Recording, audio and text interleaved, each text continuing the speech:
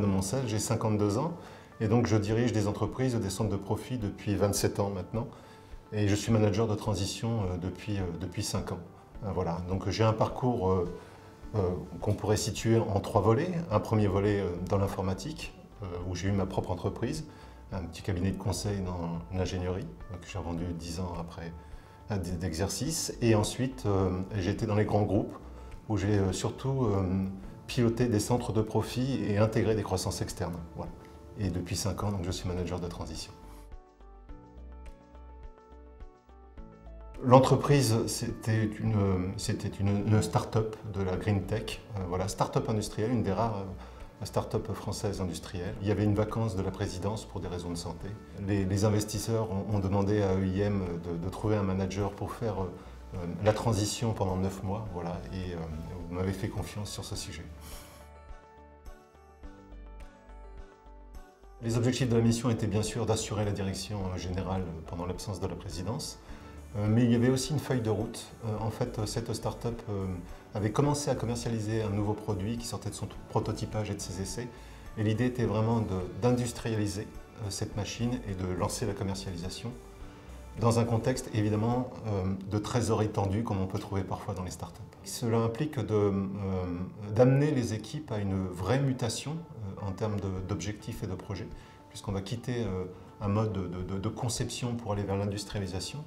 Et cela implique aussi d'avoir une vraie gestion en termes de production et de livraison, de façon à ce que la trésorerie de la société ne soit pas impactée. On a réussi cette mission sans faire appel à des aides extérieures, ce qui était extrêmement important. On était dans un contexte Covid avec des livraisons à assurer sur un périmètre international européen. Voilà, donc beaucoup de difficultés aussi pour livrer. Donc l'enjeu était réellement de pouvoir livrer les machines en temps et en heure, donc de les produire en temps et en heure avec des difficultés aussi d'approvisionnement de pièces. Voilà. Donc le sujet était vraiment de pouvoir tenir un calendrier de livraison et derrière de paiement. Ce calendrier de paiement était aussi important, il était important d'avoir une satisfaction client. Nous sommes dans un contexte de start-up avec une lancée de produits parfois un peu précoce. Donc certaines comment dire, petites fonctionnalités à stabiliser. Voilà. Donc le sujet c'était aussi d'avoir un service après-vente, de monter un service après-vente extrêmement réactif de façon à ce que les temps de disponibilité machine ne soient pas impactés. Donc en fait on intervenait sous 24 heures, n'importe où en Europe, pour dépanner nos clients. Ces machines en fait étaient dans des contextes très difficiles voilà, d'exploitation. Donc il est impossible en fait de tester tout le spectre d'exploitation.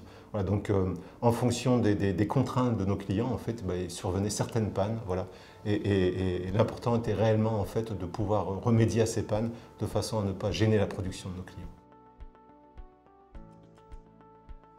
La première mise en œuvre a été finalement la modification du bureau d'études. On est passé d'un bureau d'études de conception à un bureau d'études de suivi de production. Voilà, donc ça a été vraiment la première mesure qui a été fondamentale. Ce bureau d'études a beaucoup ensuite permis la structuration du service après-vente voilà, et aussi le suivi des installations. Voilà, donc il était au cœur, j'ai envie de dire, du dispositif de la mutation de cette entreprise.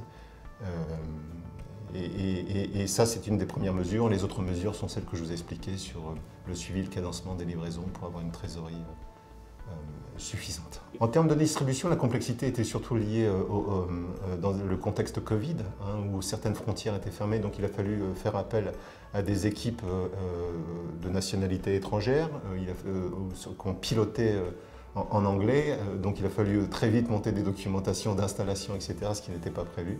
Voilà.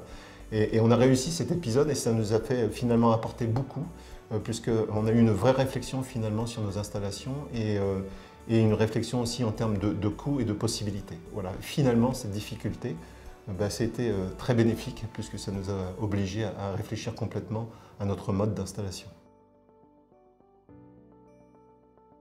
À un moment, pour notre trésorerie et pour optimiser aussi notre production, nous étions sur 2 ensembles immobiliers. L'idée était de quitter un de ces ensembles immobiliers. Alors que le bail venait d'être renouvelé, finalement on a pu négocier ça avec le propriétaire et donc ça a été une vraie bouffée d'oxygène aussi sur notre trésorerie. Ça c'est une anecdote.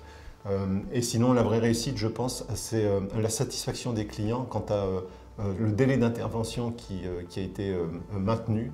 Voilà. Cette promesse réellement d'avoir une disponibilité machine importante alors que c'était une nouvelle machine, ça permet de montrer aux clients que l'entreprise était solide, était à la hauteur de ses promesses. Je pense que le management de transition était la situation idéale dans ce type de contexte. Premièrement, c'était une mission d'intérim de quelques mois. Deuxièmement, il fallait absolument quelqu'un d'immédiatement opérationnel, puisqu'il s'agissait de reprendre l'équipe et de tout de suite commercialiser et de produire la machine. Donc, je pense que le management de transition était vraiment la solution à cette situation. L'accompagnement EIM avec mon associé, Florent Chaput, était extrêmement important pour moi parce qu'en fait, ce sont des points réguliers, alors dont la fréquence varie avec l'intensité de la mission, mais en tout cas, ce sont des points d'échange libre sur lesquels on peut parler de tous les sujets. Et l'important, c'est d'avoir un interlocuteur qui connaisse l'entreprise sans être forcément dans la situation. Donc son recul est extrêmement important pour ses propres actions.